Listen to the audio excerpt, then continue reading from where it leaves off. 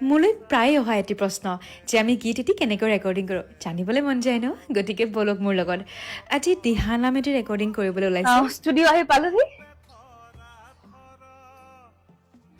গোবিন্দৰ গুণ নাম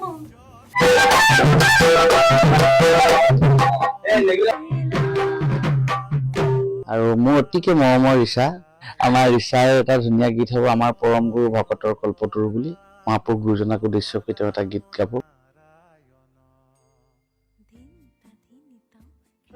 প্ৰীতি বৰা আছে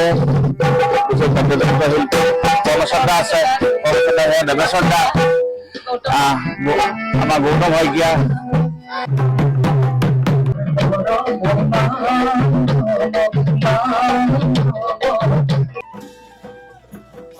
My record is Nilpal. Nilpal, say hi. Hello.